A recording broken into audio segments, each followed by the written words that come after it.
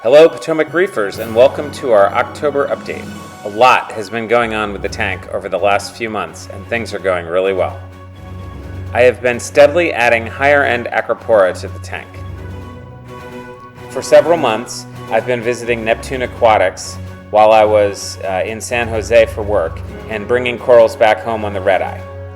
It was a lot of fun learning the rules along with the TSA agents that I met while carrying my corals. And just recently, I had the chance in LA to visit Thirsty's Reef and Vivid Aquariums, and I made a couple big orders from them as well. So we're getting a lot of good stuff into the tank. I got half the corals last week, and I'm waiting on the second order this week, which should complete my corals from LA. The two angels have been mostly well behaved, except for a few dietary indiscretions.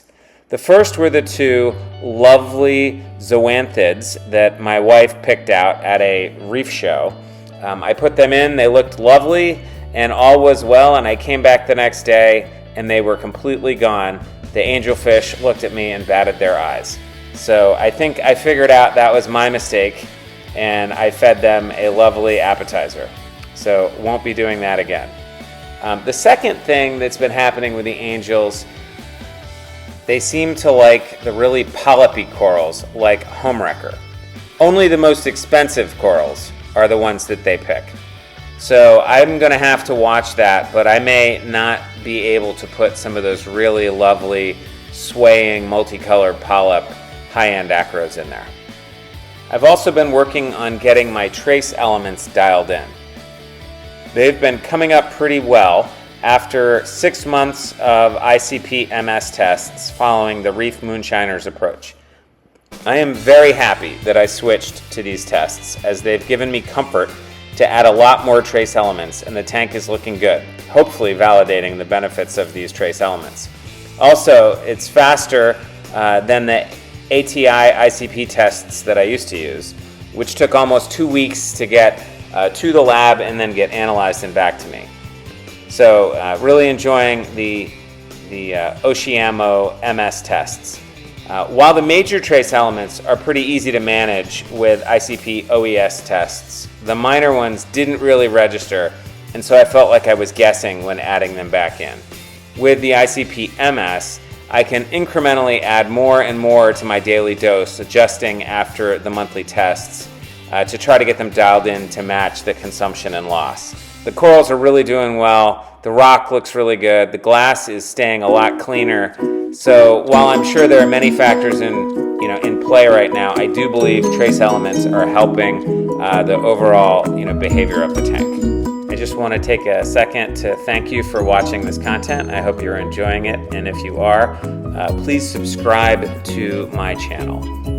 Back to the regularly scheduled content. There's a pretty well-known problem with the Apex conductivity salinity probes drifting. I added a small pump unit that keeps the probe clean in moving water, which has really helped stabilize it a lot. But the pump must have jammed recently, as my salinity dropped from 35 to like 33.7 without me knowing it, which I caught by doing a periodic manual test. I reset the pump unit and everything seems to be working, and I've slowly been bringing salinity back up to 35 using just continuous new seawater addition. I'm at like 34.5 now, and I'll continue raising it but tapering it until it gets matched to my flushing of the skimmer cup that is happening with the old seawater. So I'm not doing auto water changes anymore, but I am adding and removing a little bit every day based on those two things. I have a Sea Vision's CADS cloth roller mat that's been in operation since 2020, and with more filter rolls replaced than I can count. When the paper is expended, the roller just rolls the end of the paper off the cardboard tube and rolls it up on the spent filter paper spindle, and all is well. But this time, one of the filter roller factory workers must have decided to be extra conscientious and taped the end of the paper to the cardboard tube.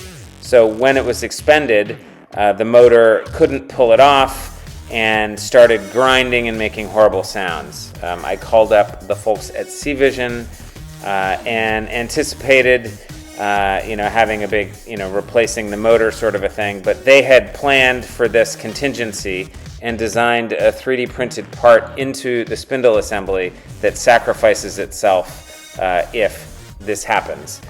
So it was quick and easy to replace and back in operation the next day. So really happy with how that went. The motor on my Avast calc stirrer went bad and I had to replace it. Pretty easy task with a quick replacement from the folks at Avast. That got me focused on getting my alkalinity and pH to both be pretty stable. I find that at night, even with the calcium reactor off, adding kalkwasser to keep the pH up still drives alkalinity up too much. So I'm fiddling with volumes and calcium reactor on-off times to try and strike a balance. Not quite there yet, but it's getting better. I also added a vacation mode to my calcium reactor to take off about 26% of my CO2 additions when I'm away on weekends or vacations. I saw that when my wife and I would leave, we would have a rise in alkalinity, and that seems to be due to the fact that we're not adding CO2 to the house when we're not there. And that CO2 that we add tends to consume a lot of the alkalinity. So when we're not there, the alkalinity goes up. This is a virtual outlet in Apex with an OSC command with 11 minutes on and 4 minutes off every 15 minutes. So when we're when the vacation mode is off, the feature is overridden, but when we enable vacation mode, it limits the CO2 that is added to the calcium reactor. I also added this pump controller to the system. It allows me to control my mixing pumps. I've got a switch for skimmer maintenance that shuts all the skimmer things off and allows me to control the power heads in the frag tank for a feed mode. So that's been a good addition, allowing me to control a bunch of things that don't have switches that are easy to get to.